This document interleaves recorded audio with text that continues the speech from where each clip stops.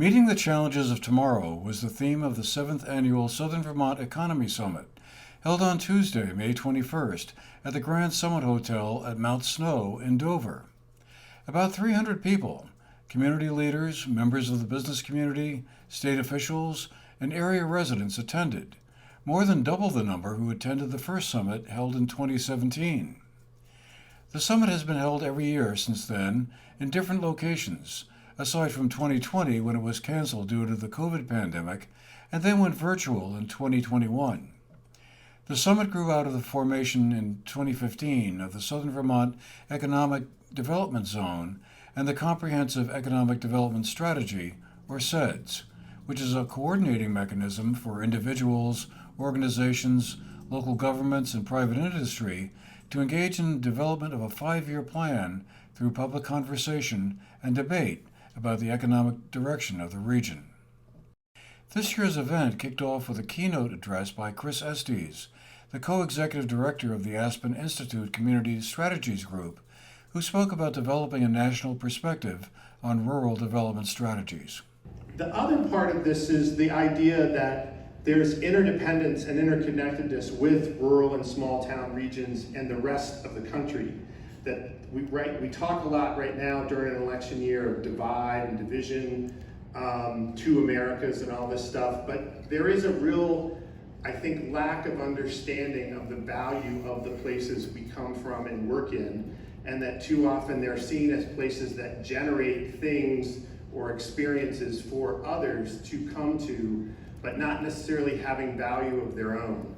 And I think that's a national conversation, it's a regional conversation, it's a statewide conversation, and how we build more value and understanding of these rural regions. And some of that is about having a new narrative for rural itself. The narrative for rural is largely two things, and they're kind of paradoxical.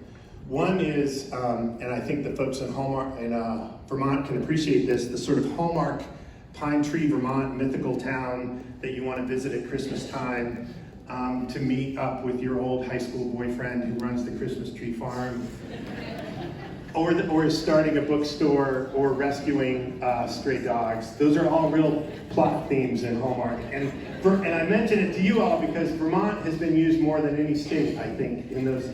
But the other is the Rust Belt opioid kind of framework. There is people there who all have issues. They're not trying to help themselves.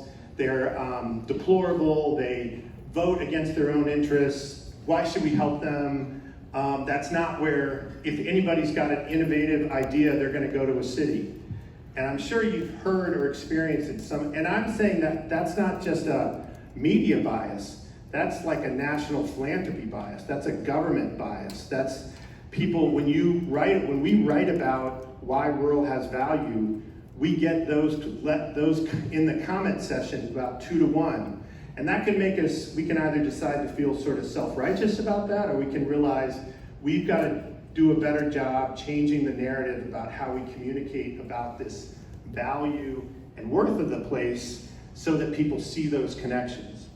The Bennington County Regional Commission and the Brattleboro Development Credit Corporation are the two organizations who work together on the Economic Development Zone, which includes Bennington and Windham counties. Bill Colvin, the Executive Director of the Bennington County Regional Commission, and Adam Grinold, the Executive Director of the Brattleboro Development Credit Corporation, held a conversation after the keynote address that discussed the progress the zone and the CEDS have made. So I want to particularly highlight one kind of longer arc success that has come out of this process and out of the CEDS, harkening back all the way to the early days of those conversations about broadband. And what we could never have anticipated is a global pandemic coming, and as Chris said, following that up with unprecedented opportunity, right? And that opportunity with regard to broadband manifested itself with the availability of millions of dollars of federal funding to expand broadband. The state of Vermont then created communications union districts in areas around the state to help to deploy that. In our region, we have really leveraged that opportunity. what started as an idea through this collaboration and participation and partnership really is seeing some meaningful results. And that increasing need for infrastructure and in particular broadband has been a consistent theme throughout kind of this arc of the SETS development process, which is now into its third iteration. So Bill touched on 2007, that snowless winter. People started asking all these questions, and what we quickly learned is that we knew nothing about our economy. We knew nothing about economic development. And so through outside resources, we knew that we needed help. We brought those folks in. They started to educate us about what is economic development. We have 300 of the finest minds in Southern Vermont here, and I guarantee we'd have at least 150 definitions of what economic development is. And so as we learned more and more, we learned that you can identify levers that at some point in time you can pull to influence your future economy.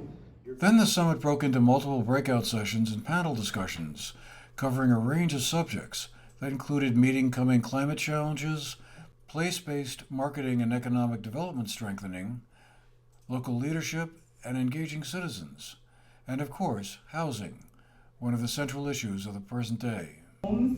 For people, it can get so abstract, housing crisis, an affordability crisis, but it's livelihoods and communities, and that is what it's all about. And we need more homes and more people in Vermont. And also housing is an ecosystem. It's a huge, super complicated world. This is one part of it, and we need all the developers here and all the we's that were mentioned today to make it all happen. We spoke with Kat Bryers, the executive director of the Bennington-based Shires Housing, during one of the breaks. I would say the takeaway for me at the summit is it's always nice timing as the weather is warming up and folks that I know and get to work with are coming out of the winter hibernation, and I get to reconnect, get excited. It coincides with summer coming in is really when the building season comes in. So Shires is up and working on several construction projects for new housing, and seeing some of the partners. I got to catch up with somebody who syndicates some of our tax credits for one of those projects that's just about to come online. That's the Squire Recovery House in Bennington. So got to catch up with him in person, and that's what's so valuable. We live in this small state of Vermont, and I stay here and I love working here because it's small enough that you have these personal relationships with folks that you work with and do community development with, and I get to come here and beyond the emails and the phones, I get to actually catch up with somebody and talk about work, but also see how they're doing, what they're hopeful for, what they see on the horizon. And I love getting re-energized for the work that we're doing through that. Emerging leaders of the Bi-County area were also honored and recognized during a lunch break. So please join me in congratulating these emerging leaders in the Southern Vermont.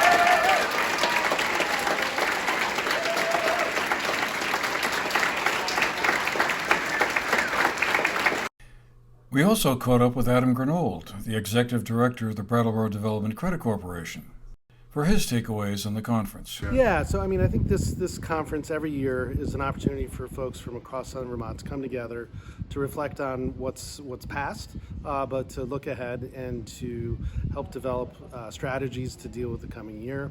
This year in particular, of course, we're kicking off the 2024 Comprehensive Economic Development Strategies process.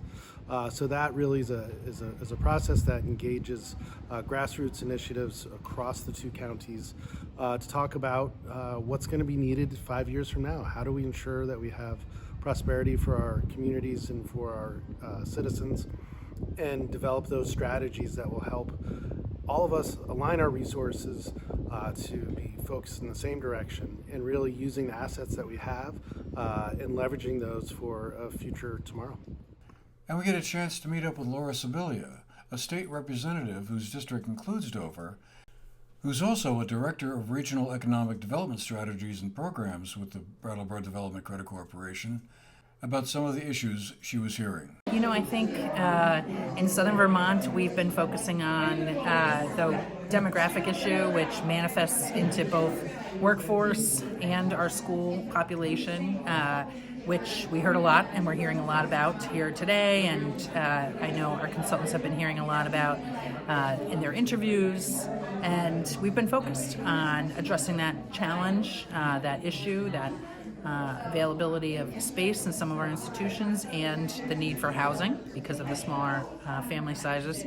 So I think those are ongoing issues. The acceleration of those things, along with the retirement of the baby boomers and the digitization of everything and climate change, those are things that I'm hoping that we will hear a lot more about from people, about what kind of tools they need, how we can help with adaptation across our communities, with our businesses, with our schools, with our community institutions, because change is happening faster and faster with both digitization and climate. And we know that adaptation is key for the vitality of our communities and the businesses and people that live here. So I'm looking for that, looking for ideas and ways that we can help support that adaptation. Some of Southern Vermont's economic issues, such as broadband, have seen much progress in recent years.